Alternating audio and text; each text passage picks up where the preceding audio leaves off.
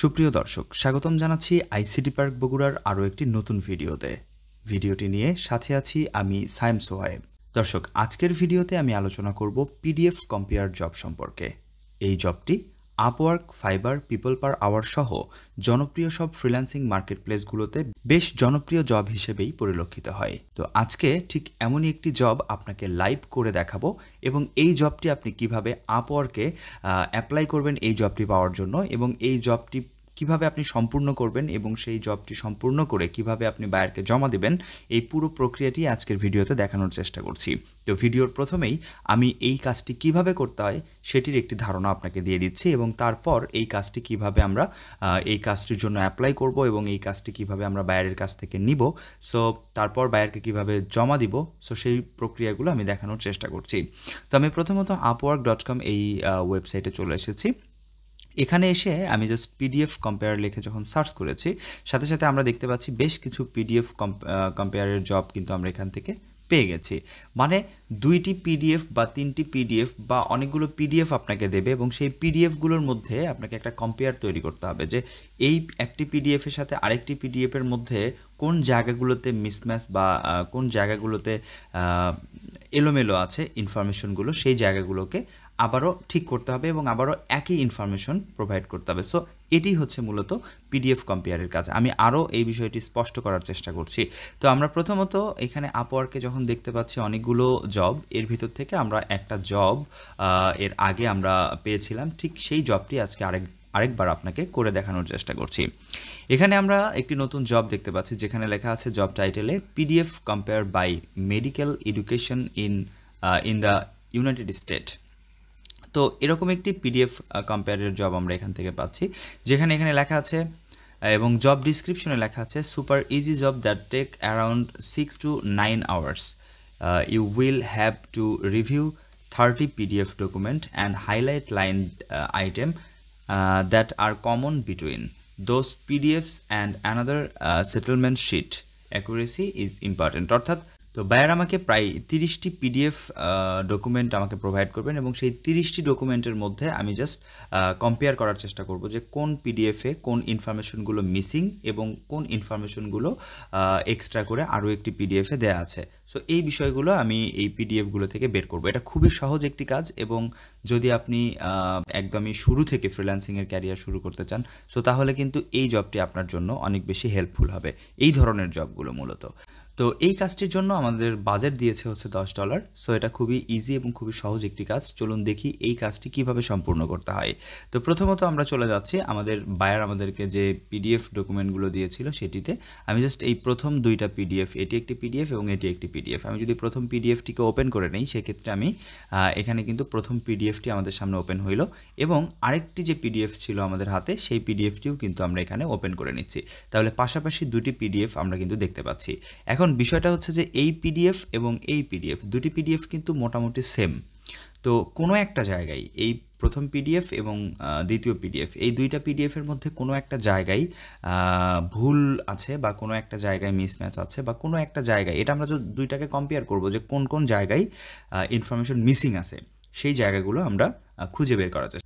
তো এখানে অনলি আমাদের দুইটা ফাইল বা দুইটা শিট আমরা দেখতে পাচ্ছি। তো এই দুইটাতে যদি আমরা লাইন বাই লাইন ওইভাবে খুঁজে কারেকশন করতে চাই, সেক্ষেত্রে কিন্তু অনেক টাইম লাগবে। সো আজকে আমি এমন একটা টুল আপনাদেরকে দেখাবো যে টুলসের মাধ্যমে আপনি খুব সহজে কয়েকটা ক্লিকের মাধ্যমে এই ভুলগুলো কিন্তু নির্ণয় করতে পারবেন বা নির্ধারণ করতে পারবেন। তো তার জন্য আমি একটি লিঙ্ক এখানে রেখেছি, আপনি চাইলে এই লিঙ্কটি দেখে নিতে পারেন। en.pdf24.org এই লিঙ্কটিতে আমরা সরাসরি প্রবেশ করব। তো এই লিঙ্কটিতে প্রবেশ করার পর ওয়েবসাইটটা কিন্তু আমরা এরকম দেখতে পাচ্ছি। এটি হচ্ছে আমাদের এই ওয়েবসাইটের ইন্টারফেস। এখান থেকে আমরা জাস্ট এই যে PDF24 টুলস এখানে ক্লিক করব। এখানে ক্লিক করার সাথে সাথে আমাদের ঠিক এরকম একটি ইন্টারফেস পাবো। এরপর আমরা এখান থেকে যে কম্পেয়ার পিডিএফ লেখা রয়েছে, কম্পেয়ার পিডিএফে ক্লিক করব। এখানে ক্লিক করার পর আমরা দেখতে পাচ্ছি দুইটি কিন্তু চুজ ফাইলের অপশন রয়েছে। প্রথমটি হচ্ছে ফার্স্ট ফাইল এবং লাস্টটি হচ্ছে সেকেন্ড ফাইল। তো ফার্স্ট ফাইলে আমরা চুজ ফাইলে এখানে আমরা জাস্ট ড্রাগ করে নিয়ে এসেও ছেড়ে দিতে পারি অথবা চুজ ফাইলেও ক্লিক করতে পারি। আমি জাস্ট চুজ ফাইলে ক্লিক করলাম।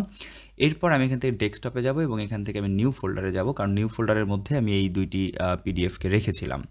এখান থেকে আমি জাস্ট এই যে একটা হচ্ছে 1 আর একটা হচ্ছে 2। তো 1টা হচ্ছে ফার্স্ট ফাইল আর 2টা হচ্ছে সেকেন্ড ফাইল। তো ফার্স্ট ফাইলটাকে আমি সিলেক্ট করলাম, এরপর আমি ওপেনে ক্লিক করব, তাহলে আমার ফার্স্ট ফাইলটি এখানে কিন্তু আপলোড হয়ে যাবে। এরপর আমি সেকেন্ড ফাইলটি আপলোড করব, তার জন্য চুজ ফাইলে আবার ক্লিক করছি। ক্লিক করার পর এখান থেকে আমরা যে 2টাকে সিলেক্ট করব, ওপেনে ক্লিক করব, তাহলে কিন্তু ফাইল 2টা এখানে আপলোড হয়ে গেল। এবার আমরা যেটা করব, জাস্ট কম্পেয়ারে ক্লিক করব। কম্পেয়ারে ক্লিক করার সাথে সাথে একটু লোড হবে বা একটু রিলোড হবে, তারপর কিন্তু আমাদেরকে এখানে বলে দেবে যে আসলে কোথায় কোথায় আমাদের প্রবলেমটা হয়েছে। যেমন আমরা এখানে একটা জিনিস দেখব, এটা হচ্ছে সেম টেক্সট। যদি দুইটা ফাইলে সেম টেক্সট থাকে সেক্ষেত্রে কিন্তু সেগুলো ব্ল্যাক দেখাবে, আর নিউ টেক্সট যদি নতুন কোনো টেক্সট হয়ে থাকে সেক্ষেত্রে কিন্তু এই গ্রিন সিগনালে বা গ্রিন রঙে কিন্তু আমাদের দেখাবে। আমরা দেখতে পাচ্ছি ঠিক এই জায়গাটাই এই লেখাটি ভুল ছিল এবং এই লেখাটি কেটে কিন্তু সে আমাকে সঠিক লেখাটি দিয়েছে। এরপরে এটি মূলত রিমুভ করতে হবে, এই লেখাটি থাকবে। এরপরে কারণ এটা এখান থেকে আমরা দেখতে পাচ্ছি যে রেড যেটা সেটা হচ্ছে রিমুভ টেক্সট। এরপরে আমরা যদি আরেকটু নিচের দিকে আসি তাহলে দেখেন এই যে এখান থেকে ইন্টারশিপ। সো ইন্টারশিপ আগের এই লেখাটি রিমুভ হবে, পরের লেখাটি কিন্তু থেকে যাবে। এরপরে এখান থেকে এই লেখাটি কেটে যাবে, এই লেখাটি থেকে যাবে।